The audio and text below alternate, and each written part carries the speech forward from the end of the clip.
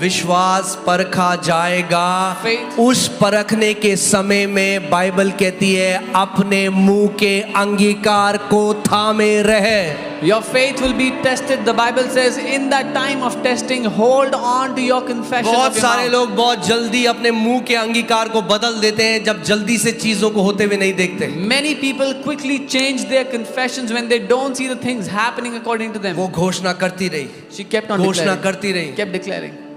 फिर डॉक्टर के पास गए, Then they went to the doctor ने doctor. कहा और फैल गया है cancer. Doctor said it's spread even more now. उन्होंने कहा कोई बात She said, नहीं, "Doesn't मैं जब matter. तक जिंदा हूं तब तक मैं वचन की घोषणा करूंगा। As long as I live, I will declare the word.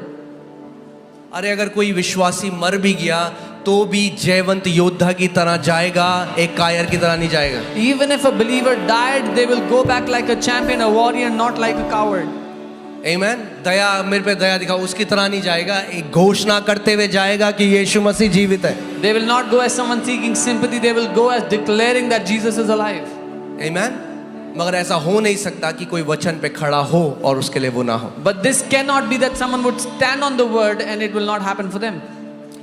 यही शैतान की सबसे बड़ी ट्रिक है। वो चाहता है आप डाउट करो परमेश्वर की इंटेग्रिटी पे, उसके वचन की ईमानदारी पे। This is the biggest trick of the enemy. He wants you to doubt the integrity of God, His word.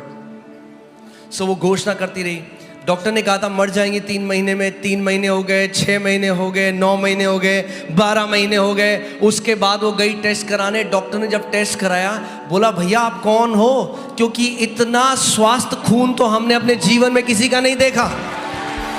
Doctor said she would die in 2-3 months, but she was alive after 6 months. After a year, she went for blood test. The doctor said, "Who are you? We have never seen such healthy blood in our life." अब वो 88 साल की हो गई हैं, उनके husband प्रभु के पास चले गए मगर वो आज भी जिंदा हैं। Now she is 88 years old. Her husband has gone to be with the Lord, but she is still alive. आमेन। आप जानते हैं अमेरिका में एक वॉइस ऑफ हीलिंग नाम का एक रिवाइवल आया चंगाई का। A revival came in America with the name Voice of Healing. बहुत सारे उसमें परमेश्वर के दास थे जो हीलिंग इवेंजलिस्ट थे, जिनको परमेश्वर ने बहुत इस्तेमाल किया। Many men of God were healing evangelists in that move that God used mightily. But उसमें से कई ऐसे हीलिंग इवेंजलिस्ट थे जो खुद बीमारी से चले गए। But many of those healing evangelists themselves died in sicknesses. और केनेथ ई हेगिन जो परमेश्वर के एक दास थे, उन्होंने उनको कहा कि जब तुम मर के चले जाओगे मैं तब भी खड़ा होकर सेवकाई कर रहा हूँगा, क्योंकि तुमने अपनी सेवकाई एक गिफ्ट के ऊपर खड़ी करी है, मेरी सेवकाई परमेश्वर के वचन के ऊपर खड़ी है। And Kenneth Hagin, a man of God, told them that even after you die and you go away, I will still be standing strong because you have made your ministry, your life on a gift. I have made my life on the word of God. इसीलिए विश्वास को develop करना बहुत जरूरी है। This is why it is important for us to build our faith. आमेन। बहुत जरूरी है। मैं आपको कुछ गवाहियां बता रहा हूं कि ताकि आपका विश्वास डेवलप हो परमेश्वर के वचन के ऊपर। I'll tell you some testimonies so your faith can be built on the word of God. यहां है आपका छुटकारा, This is where your deliverance is. यहां है आपकी चंगाई। This is where your healing is. Amen. Amen. वचन में है सब कुछ। Everything is in the आपका word. छुटकारा वचन में है, Your deliverance is in आपकी the word. चंगाई वचन में Your है। healing is in the जिस दिन word. आप इस बात को जान लोगे, जिस तरीके से आप बाइबल पढ़ते हो वो बदल जाएगी। The day you will know this, the way you read the Bible will change. Pastor Paul Yonggi Cho, जिन्होंने सबसे बड़ी दुनिया की कलीसिया बनाई, अब वो प्रभु के पास जा चुके हैं। Pastor Paul Yungichu, who built the biggest church in the world, now he's gone to be with उनके the Lord. चर्च में एक औरत थी जिसको माउथ कैंसर था, There was a woman in their church who had mouth cancer. और वो आई, बोला पास्टर मेरे लिए प्रार्थना करो। वो प्रार्थना करी उन्होंने और कोई फर्क नहीं पड़ा। She came and said, "Pastor, pray for me." He prayed, nothing और happened. फिर आई, फिर प्रार्थना करी, She came again, he तो वो prayed again. कुड़कुड़ाती बुड़बुड़ाती बहुत थी So she used to complain, grumble a lot. कि क्या हो गया पास्टर, इतने लोग चंगे हो रहे हैं चर्च में, मेरे साथ क्यों नहीं परमेश्वर कर रहे हैं। What is happening, Pastor? So many people are being healed in the church. Why is उन्होंने God not इतना healing me? परेशान कर दिया। She bothered him so much. हाँ, कुछ लोगों के पास ये ग्रेस होता है पास्टर को बॉदर Some करने people have this grace to bother their pastor. का। वो इतना परेशान कर दिया, इतना परेशान कर दिया, उन्होंने कहा मुझे कुछ करना पड़ेगा इस औरत का, वरना ये मुझे ऑफिस में बैठने नहीं देगी। She bothered him so much that he said, "I have to do something, otherwise she will not let me sit in my उन्होंने कहा office." बहन, He said, "Sister, यशाया 53:5, आइजाया 53:5 10,000 बार लिख के आओ एक रजिस्टर में। take a register and write down Isaiah 53:5 10,000 times." और वो पूरा कैंसर उसके मुंह में दिखाई देता। and there was cancer in her mouth. It was visible. और वो गई She went, और वो लिखने लगी, she began to और write. उन्होंने कहा जैसे जैसे हर बार जब तुम लिखोगे तो उसकी घोषणा भी करोगे। And he told her, every time you write, also declare the same thing you're writing. लिखो और घोषणा करो, लिखो और Write घोषणा। and declare. Write and declare. कुछ हफ्ते बाद वो औरत आई उनके ऑफिस में खुशी से भरी हुई, After some weeks, this woman came into her office filled with joy. कहती पास्टर मैंने 10,000 बार लिख दिया ये। She said, Pastor, I have written it 10,000 और times. जब उन्होंने उसकी शक्ल को देखा, बोला बहन तेरे मुंह में तो कोई कैंसर ही नहीं है। उसको पता ही नहीं चला कब वचन को लिखते लिखते घोषणा करते करते वो चंगी हो गई। When he saw her, he said, Sister, you do not have any cancer in your mouth. She did not even realize when she was healed while speaking and declaring the word. आमीन। मैं आपको क्यों ये बात सिखा रहा हूँ कि आप समझ जाओ कि जब ये हीलिंग सर्विस खत्म भी हो तब भी आपकी एक जिम्मेदारी है, जब आप घर जाओ परमेश्वर की प्रतिज्ञाओं पे खड़े हो जाओ और उसको घोषणा करना शुरू करो। Why am I teaching this? Because you have a responsibility. After this healing service is over, you go back home, still stand on the word of God and learn to take your healing. एक परमेश्वर के दास एक meeting में गए A man of God went into a meeting. और वहाँ पे जो कलीसिया के पास्टर थे उन्होंने कहा कि हमारे कलीसिया का एक यंग लड़का है जो आईसीयू में एडमिट है और डॉक्टर वेंटिलेटर में, और डॉक्टर कह रहे हैं हमें मशीन बंद करनी पड़ेगी क्योंकि हमारे हिसाब से वो मर चुका है। The pastor of that church told them that there's a young guy from the church who's on ICU on the ventilator, and the doctors are saying we have to switch off the ventilator and this young chap will die.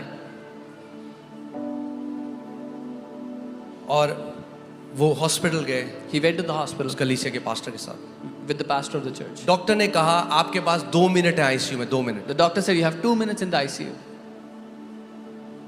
सो जैसे ही वो ICU के कमरे के अंदर गए, The moment he went into the ICU, उन्होंने देखा उस लड़के को और वो सांस ऐसे लेता रहा, बोले और उसके बाद कुछ सेकंड तक नहीं ले पाता रहा और फिर हल्के से सांस छोड़ता था। मतलब एक सांस भी लेने के लिए उसको इतना स्ट्रगल हो रहा था। he saw the young man. He would take a breath and then stop for some time and then release the breath slowly. He had struggle even breathing. और डॉक्टर ने कहा परिवार को आप तैयार हो जाओ, ये लड़का नहीं बच सकता। The doctors had told the family, be ready, this child will not survive, this young man will तो not survive. जैसे ही वो उसके लिए प्रार्थना करने जा रहे थे, उन्होंने देखा कि उसकी वाइफ जिसकी अभी अभी शादी हुई थी, वो शायद 20-21 ऐसी बहुत जवान थी लड़की, उन्होंने उसको देखा और वो उनका दिल तरस से भर गया। The moment he was about to pray for her, he turned and saw his wife. She was barely 21 years old. They had recently gotten married and his heart was filled with compassion. सो वो उस लड़की के लिए प्रार्थना करने नहीं गए। So he did not go to pray for उन्होंने the young चेयर उस लड़की के सामने लगाई और बोला बेटा मेरी बात ध्यान से सुन। He turned his chair toward this young girl and said, daughter, hear me carefully. उन्होंने कहा क्या तू चाहती है कि तेरा पति जिंदा रहे? Do you want that your husband should live? उसने कहा हाँ। She said, yes. लगाओ भजन संहिता 118 उसकी 17वीं आयत, Psalm 118 वर्स। उन्होंने कहा मेरे पीछे बोल, मेरा पति मरेगा नहीं मगर जिएगा और परमेश्वर के कामों की घोषणा करेगा। He told her to declare that my husband will not die, my husband will live and declare the works of the Lord. क्या लिखा है वचन में? What does it say? ये वचन है। This is the word. आमेन। और वो यू नो वो सुबह के बोली थी, उन्होंने डांट लगाई उसको, बोला ध्यान से मेरी बात सुन And she was और घोषणा कर And she उस was- अधिकार से बोल मेरे पीछे, मेरा पति मरेगा नहीं मगर जिएगा और परमेश्वर यहोवा के काम का वर्णन करेगा। She was sobbing and speaking softly. He rebuked her and said, listen to me carefully. Declare it with all your heart that my husband will not die. He will live and declare the works of the Lord. उसने फिर बोला मेरा पति मरेगा She नहीं। again said, फिर my से husband will बोल, not die. Say again. फिर से बोल। Say it again. जब तक उनके पास 2 मिनट थे और उन्हें उस आईसीयू से बाहर नहीं निकाला गया, वो बार बार उसको बोला बेटी मेरे पीछे बोल इसको। Till his 2 minutes were not over and he was not taken out of the ICU, he kept on telling her to और say जब it. डॉक्टर ने कहा कि आपको जाना है, वो खड़े हुए और उन्होंने उससे कहा कि बेटा जब तक तेरे शरीर में जान है तब तक तू ये घोषणा करती है। When the doctor said, leave, he said, daughter, until you have breath in your body, keep on saying this. और वो चले गए।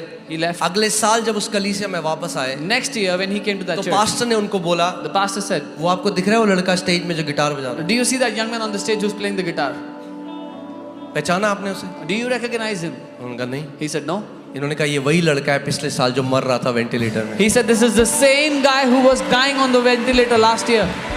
तो इन परमेश्वर के दास ने बोला कि मुझे उसकी बीवी से मिलना है, उसकी वाइफ को बुलाओ। So this man of God said, I want to meet his wife, please call her. तो उसकी वाइफ आई बड़ी खुश होके, तो उन्होंने कहा बेटा मुझे बता कि क्या हुआ था, तूने कितनी बार इसकी घोषणा करी। His wife came and she was very happy and he said, daughter, tell me how many times did you declare? उसने कहा हजारों बार। She said, thousands of जब times. तक मेरे शरीर में जान थी मैं उसके बगल में बैठी रही, मैं घोषणा करती रही, बोलती रही। जब मैं थक जाती तो मैं थोड़ा सा सोती, फिर उठती, फिर घोषणा करती, फिर घोषणा करती। She said, till I had life in my body, I would sit next to him and declare over him, and then I would fall asleep. And as soon as I woke up, I would start declaring again. उन्होंने कहा क्या पहले दिन कोई बदलाव हुआ? He asked, did anything change on day 1? उसने कहा नहीं, She said, no. वो वैसी था, वैसी was the सांस है। same. दूसरे दिन Second day? बोला नहीं, No. बोला तीसरे दिन, Third day? बोला तीसरे दिन उसकी जो ब्रीदिंग थी, जैसे वो सांस लेता था, वो स्टेबलाइज हो गई, नॉर्मल हो गई। She said the third day his breathing was stabilized. He started breathing normally. और वो करती रही घोषणा। She kept declaring. और सातवें दिन वो डिस्चार्ज हो गया पूरी रीति से चंगा होके। On day 7 he was discharged and healed completely. बोलो मेरे चमत्कार में मेरा भी एक भाग है। Say my miracle has a responsibility from me. फिर से बोलो मेरे चमत्कार में मेरा भी एक भाग है। Say I have a part to play in my miracle. Shortcut नहीं ढूंढना है, We do not have to look for a परमेश्वर के shortcut. वचन पे खड़ा होना सीखना है, विश्वास से घोषणा करना सीखना है। We have to learn to stand on the word of God and declare by faith. आमीन। आयुब 22 उसका 28, जोब 22:28, देखो क्या लिखा है इसमें। English Bible says you shall declare a thing and it shall be established for you. Bible कहती है जिस बात की तू घोषणा करेगा वो तेरे लिए स्थापित की जाएगी। किस बात की घोषणा करते हो आप जब एक डॉक्टर से नेगेटिव न्यूज मिलती है? What do you declare when you hear a negative news from a doctor? उस टाइम में क्या हम वचन की घोषणा करते हैं Do we declare the word in that time? या हम नेगेटिव न्यूज की घोषणा Or करते do we declare the negative news? हैं? बहुत जरूरी है, मैं इसलिए आपको कह रहा हूं, अगर आप वचन से चंगाई लेना सीख गए, आप विश्वास में बढ़ते जाओगे। If you learn to receive healing from the word, you will grow in faith. आमीन। और जब वचन से चंगाई ले ली, सर्वाइकल पेन था तो सर्वाइकल से चंगाई ले ली, अब शैतान कुछ और सिम्टम डालेगा, उससे भी चंगे हो जाओगे, कुछ और डालने की कोशिश करेगा, क्योंकि आपको पता लग गया है कि अब मैं अपनी चंगाई कैसे ग्रहण करूं। So when you take your healing from the cervical pain, the next time devil tries to bring a symptom, you will know how to take that healing and you will know how to sustain that healing. आमीन। सो आज तैयार हो आप? Are you ready today? जब यीशु मसीह इस पृथ्वी पर चलता और फिरता था, When Jesus was walking on the earth, सो लोग उसे छू सकते थे। people could touch आज him. आप उसे कैसे छू सकते हो? How can you touch him वो today? परमेश्वर का वचन है। He is the word of God. आप वचन के द्वारा उसको छूकर अपनी चंगाई ग्रहण कर सकते हो। By the word of God, you can touch him and take your healing. और आप जो यहाँ पे इतनी सारी गवाहियां देखते हो, And so many testimonies that you heard here. वो क्या है? वो लोग हैं जिन्होंने परमेश्वर के वचन के साथ सहभागिता करी और अपनी चंगाई को ग्रहण करी। It's the people who partnered with the word and received their healing. इस वचन के द्वारा परमेश्वर ने पूरे ब्रह्मांड को बनाया है। God created the entire universe through this word. अगर वचन के द्वारा उसने सब कुछ को बनाया, तो वचन के द्वारा वो आपका शरीर में जो किडनी काम नहीं कर रही वो नई किडनी डाल सकता है, जो आंखें नहीं चल रही वो आंखें डाल सकता है, जो कान से अच्छा नहीं सुन सकते वो कान सही कर सकता है। वचन के द्वारा सब कुछ संभव है। And if by the same word he created the universe, he can create a new kidney if it's not functioning, new eyes if they're not functioning, new ears if they're not hearing properly, he can create everything through that word. आमीन। परमेश्वर ने आपको अति महान प्रतिज्ञाएं दी हैं कि इन प्रतिज्ञाओं के द्वारा आप उसके ईश्वरीय स्वभाव के सहभागी हो जाओ। God has given you exceedingly great promises so you can become one with his divine nature through them. और ये सबके लिए काम करता है। And this works for everyone. हाँ, सबके लिए काम नहीं करता है। बच्चे करें तो बच्चों के लिए भी काम करता है। This works for everyone. If अभी kids do आपने it, देखी टेस्टमनी, एक छोटी बच्ची जिसके क्लब फीट थे, वो कह रही मैं घोषणा करना सीख गई हूँ। we saw a little girl's testimony who had clump feet. She said, I have learned to declare. अरे शैतान डरता है उन मसीहों से जिनके मुंह में परमेश्वर का वचन है। The devil is afraid of the believers who have the word of God in their वो mouth. डरता है एक ऐसी पीढ़ी से जो जान गए कि अगर मैं वचन में खड़ा हो गया तो शैतान का कोई काम नहीं हो सकता मेरे जीवन में। He is afraid of that generation that knows if I put the word in my mouth and stand on it, devil can do nothing in my life. इसीलिए मरकुस 4 में बाइबल बताती है कि जब बीज बोया गया शैतान तुरंत आकर परमेश्वर के वचन के बीज को चुरा लेता है, क्योंकि वो डरता है कि अगर ये वचन इनके जीवनों में चला गया तो ये मेरे हाथ से गए। This is why Mark 4 tells us the moment the seed is sown, the devil comes and steals it away because he is afraid if the word goes into their heart, they will be out of my hands. एक प्रतिज्ञा जिसने मुझे गरीबी से बाहर निकाल दिया, One promise. और केवल मुझे बाहर नहीं निकाला, अब मेरी जनरेशंस कभी भी कमी घटी को नहीं देखेंगी, क्योंकि एक प्रतिज्ञा में इतनी ताकत है। One promise that took me out of poverty, and not just me, now my generations will never see poverty because one promise has such power. और गुड न्यूज ये है कि ये प्रतिज्ञाएं केवल पास्टरों के लिए नहीं है, ये प्रतिज्ञा सारे विश्वासियों के लिए है। And the good news is these promises are not only for pastors, this is for every believer. अपने पड़ोसी को बोलो, वचन को थाम लो टाइट से। Tell your neighbor, hold on to the word tightly. आमीन। कई लोग कहते हैं हमसे पढ़ा नहीं जाता, पास्टर वचन नहीं पढ़ा। ठीक है, पढ़ा नहीं जाता, लिखना शुरू करो वचन। Some people say I cannot read the word. Okay, you cannot read it, start writing the word. लिखो, Write it, बोलो, speak it. लिखो। Right. जब तक अंदर भर ना दो वचन को तब तक छोड़ो नहीं। As long as you don't fill the word inside, don't spare it. आमीन। गोल 10 चैप्टर पढ़ना नहीं है एक दिन में। The goal is not to read 10 chapters अच्छा, a मैं इसको day. ऐसे बोलता हूँ, गोल ज्ञानी होना नहीं है। The goal is not to become knowledgeable. हाँ, सारा काम खराब ज्ञानियों ने तो कर रखा है। It's the knowledgeable people that have spoiled everything. ज्ञानी होना गोल नहीं है। The aim is not to become knowledgeable. गोल है परमेश्वर के वचन से अपने हृदय को भर देना कि विश्वास से उसकी घोषणा करने लग जाओ। The goal is to fill God's word into your heart so you start declaring it by faith.